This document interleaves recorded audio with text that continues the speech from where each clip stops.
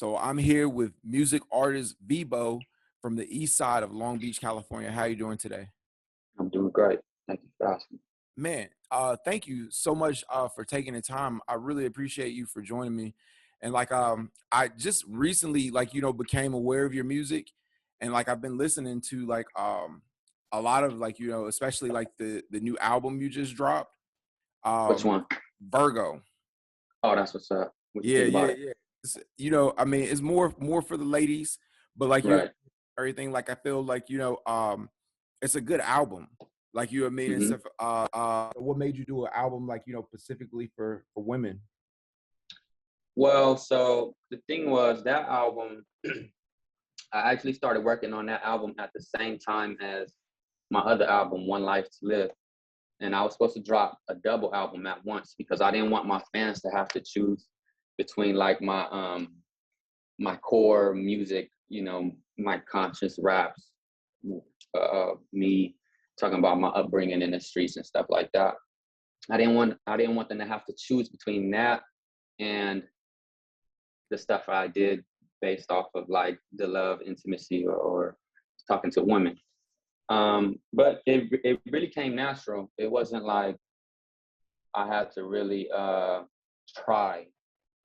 Everything that I talked about on that album was also true to my personal experiences.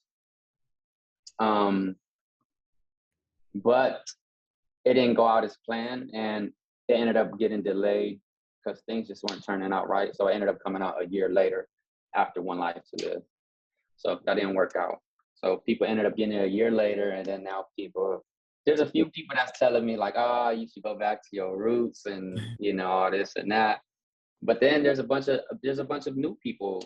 I've ended up capturing new fans, and that are telling me they like it. And then some of my old fans are telling me, I like this new sound that you got going on.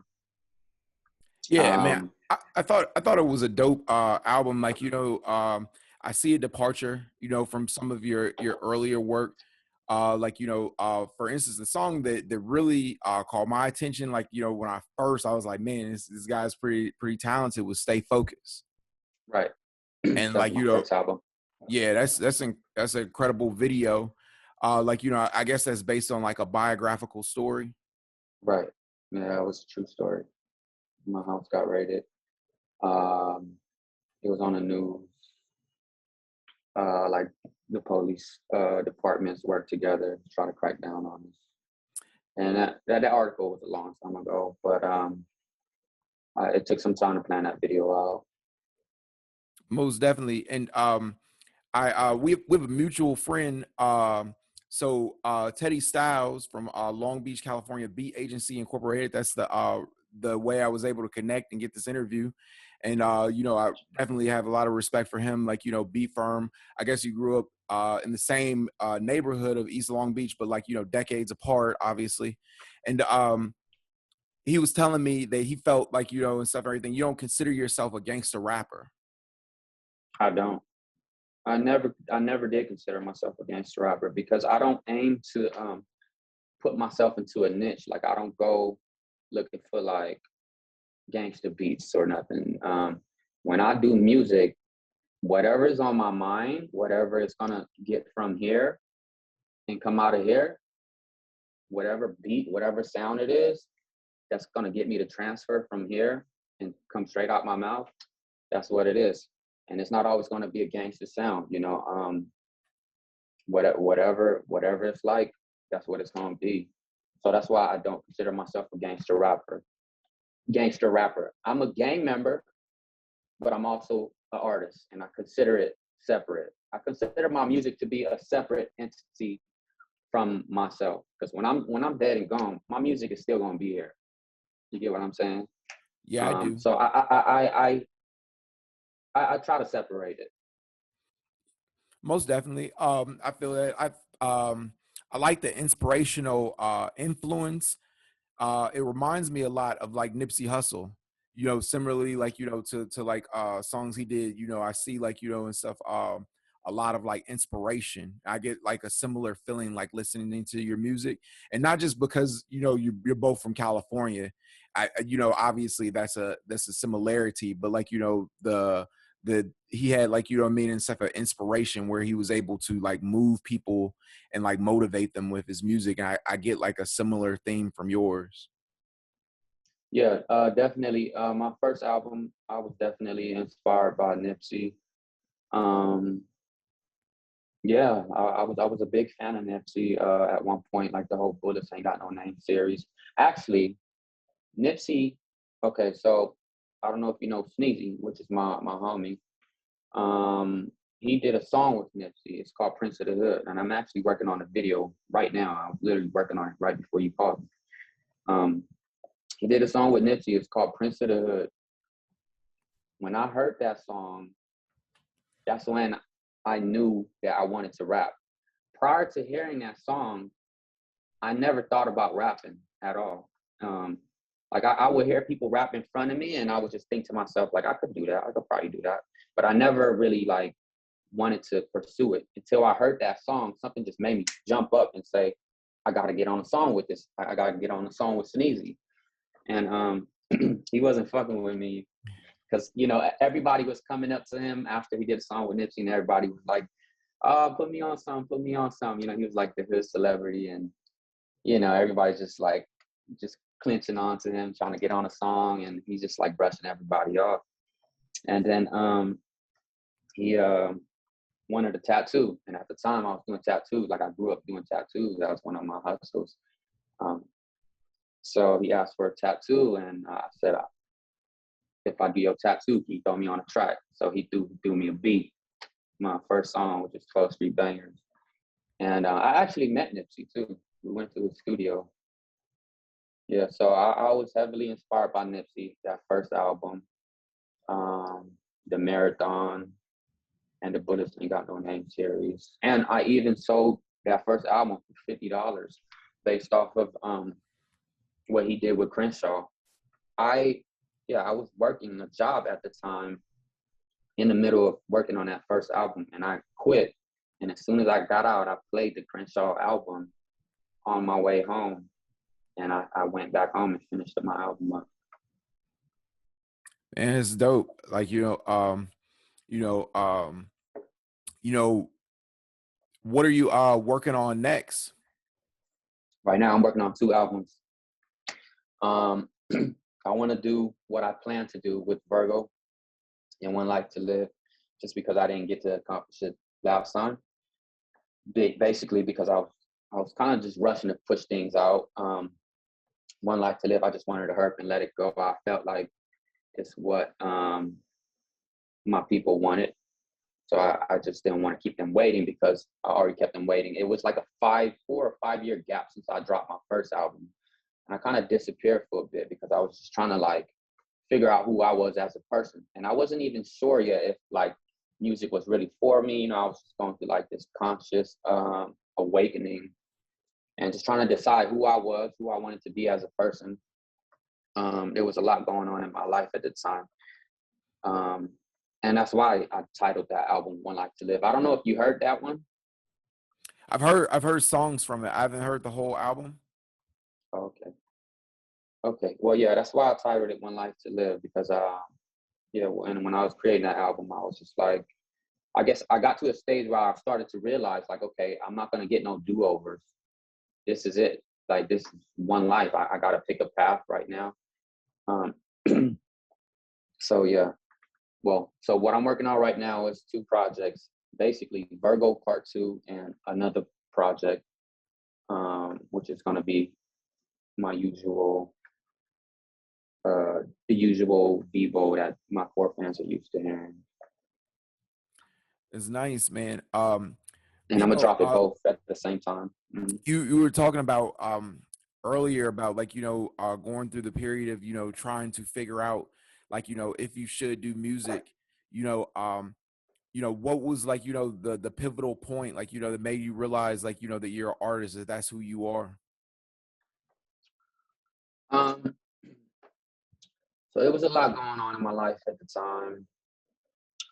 I I basically took a step back away from everything, and there was just things like I was asking myself, because coming from the streets, right, you kind of get taught to like move in secrecy.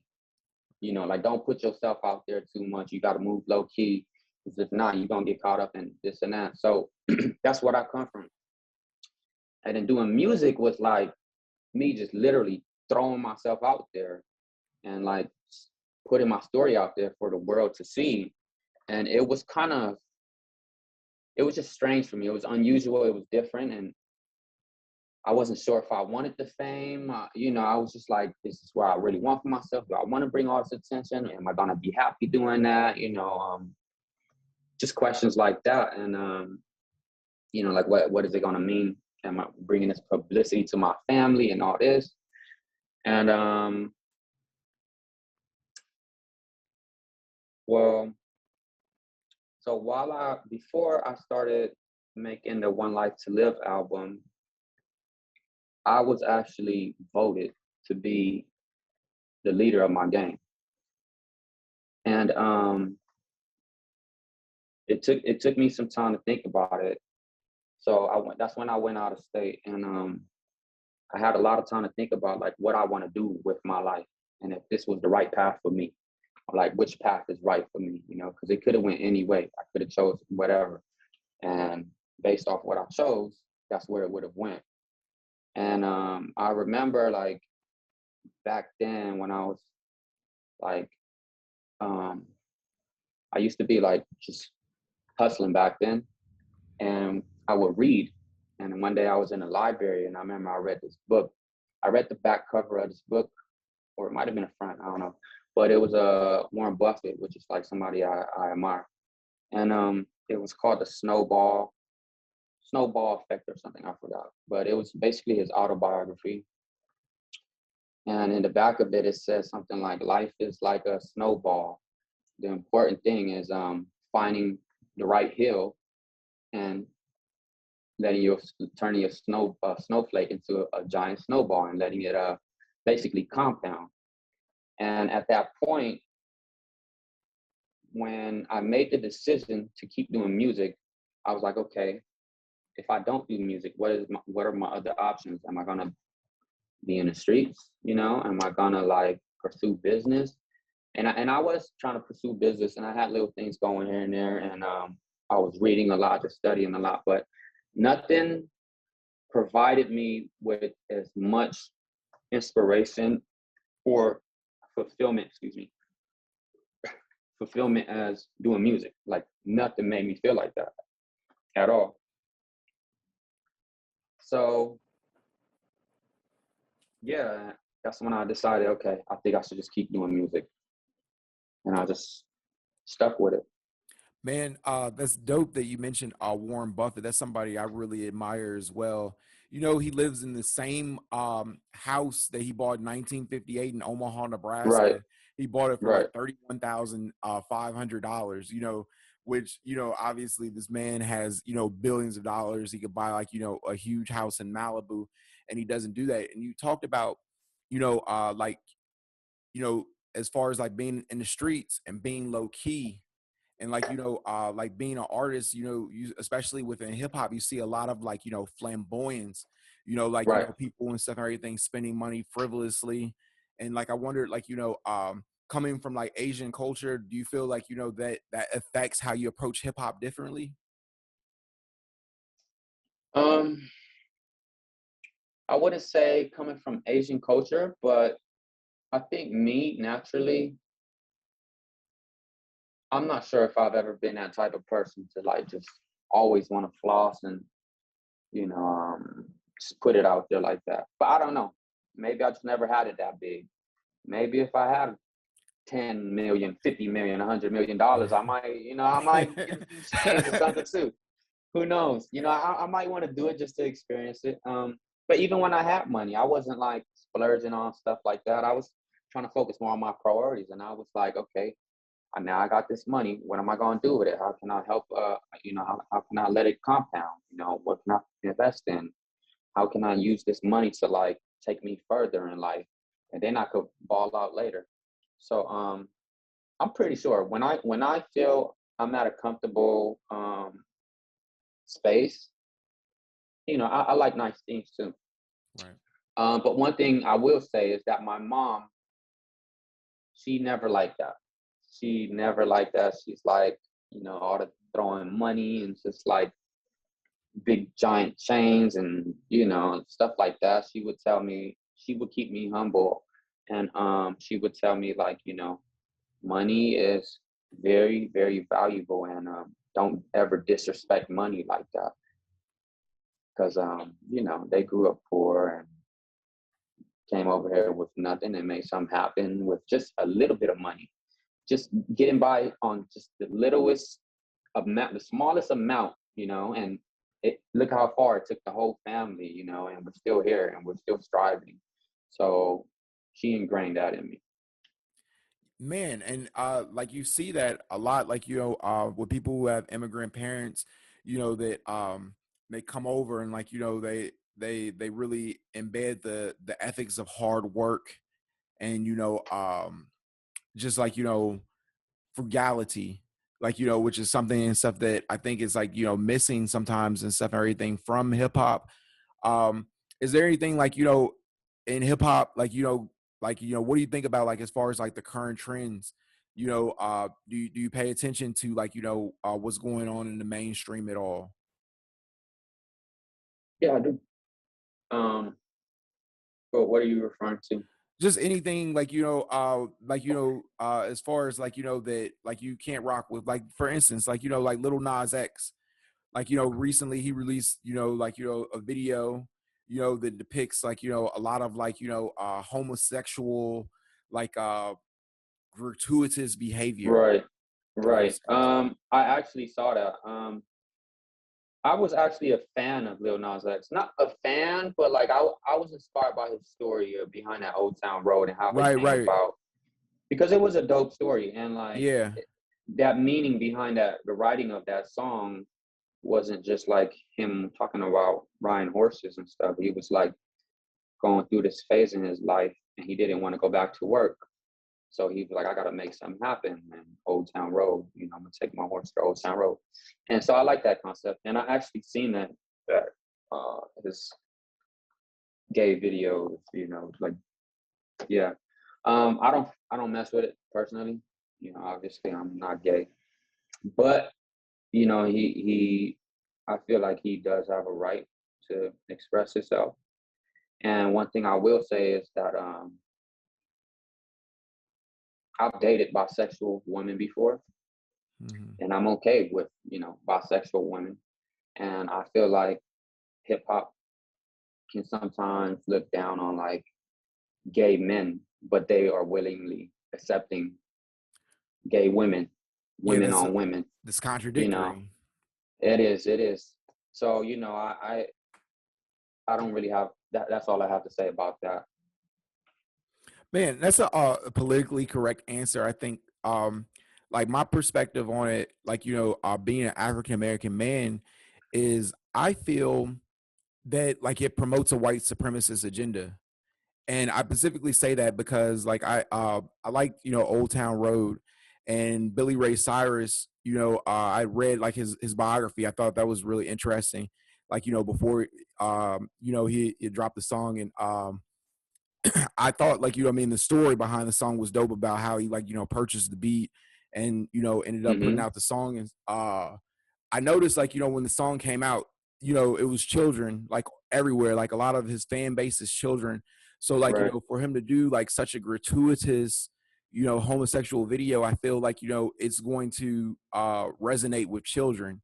And like I feel right, like there's not enough studies and stuff and everything to show whether, like seeing media images make you gay. right. And like I Yeah, feel like there's been studies and stuff and everything on porn, how they affect your mind. So like I don't see, like as far as like a right. difference between like a music video. And that's just my take on it and stuff and everything. But like I know, like you're solid like with the music you make. And like who are some of the artists you look up to? Definitely. Jay-Z is my favorite artist. Um, Tupac is just one of my favorite people of all time. Um, Tupac was like the only rapper or only artist I've ever hung a poster of. Um, he was my favorite artist when I was growing up. Um, who else? Kendrick, of course. I was so influenced by Good Kid, Mad City. Um, some of the songs on if you hear, there's 3 songs on One Life to Live. It's Sun Gonna Shine, Generational Curse, and Is You With It. Those are basically inspired by Kendrick. Um, who else? Wayne. I think Wayne is the best rapper that I've heard, technically. Um, Eminem. Who else? Drake as an artist. Um, yeah, I mean, there's some other names out there, like the old rappers that I used to listen to, Bone Thugs and Wiz, Khalifa. I listen to so much music, like so much music. Janae Aiko, like Yeah, I I don't just like listen her. to Yeah, rap, you know what I mean? Yeah, she's yeah, dope. Like she's my favorite yeah. female singer. Um, yeah, I listen to a bunch of stuff, man. Aaliyah, all of that. Like I could just keep going. Man, you mentioned Jay-Z earlier, and Memphis Bleak had said that Nas couldn't beat Jay-Z in a versus battle. Like you, I mean, do you agree? See, the thing is, I don't listen to Nas at all.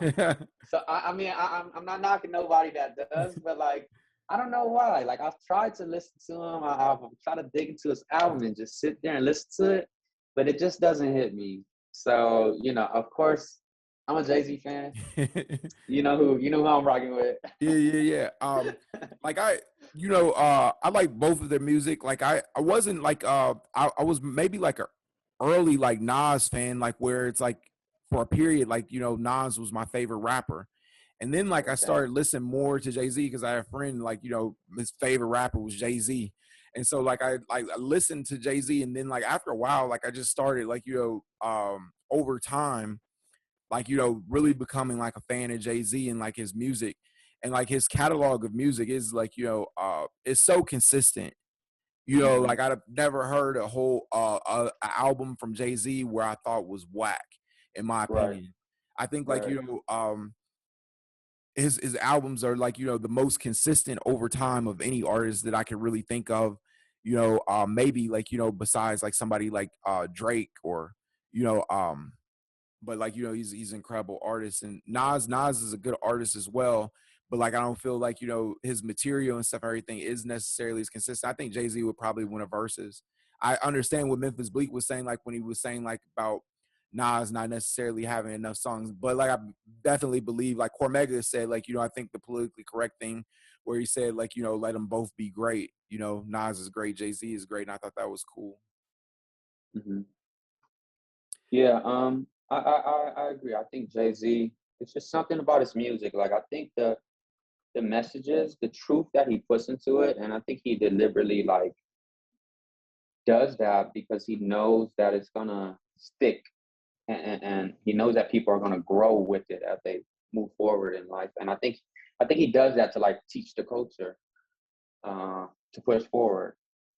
Um, yeah, so that's why I think that's why Jay-Z's my favorite artist or rapper. Let me ask you, like, being Asian in hip hop, do you feel like, and stuff, and everything, that is a hindrance, or you feel like, that is an opportunity? Because like, there's been a few though Asian artists like, that have broken through in the mainstream, but it's not a lot of like, Asian rappers. That's not a common thing. Right. I would say that the odds are against us for sure.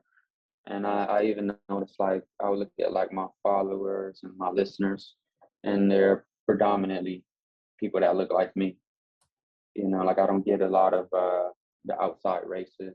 But then again, maybe it's because I haven't like really worked with more artists from like a different race, different ethnic background. And that's my fault for just sticking to myself. But I told myself that I do want to just start branching out and just networking with more people. I felt like for a long time I just would just work by myself and stick to what I was comfortable with, just because I wanted to just better myself at my craft. But now I'm ready to just start collabing with other artists. I just recently did another collab with Taeyuk Third, which is also from Long Beach. He's Korean, and but like you wouldn't be able to tell that he's Korean though. He just looks like Right, right. Um, who are some artists that you would like to collab with in the future? Janae Aiko. Of course, Jay-Z. I would love to go bar for bar with Kendrick. I think I could hang with him for sure. Drake, Weezy too. I would love to go bar for bar with Weezy. Um, yeah, my favorite artist, Wiz Khalifa. I would love to do something with Wiz Khalifa. He was never the most like, you know, crazy rhymer or super flow, but I just love how he's just himself, you know. And I think that's just unique, you know, just being yourself. It's always gonna take you places. Um, who else? Ross. I used to listen to Ross a lot. Dom Kennedy, uh, Jeezy. I was a big Jeezy fan when I was hustling back then. Man, if you keep going. Man, Vibo, thank you so much for taking the time. I really enjoyed speaking with you, man. And you're doing your thing. I'm keep checking the music, man, and I love to have you back sometime and stuff and everything, and just talk more with you. Yeah, yeah, I'm looking forward to it.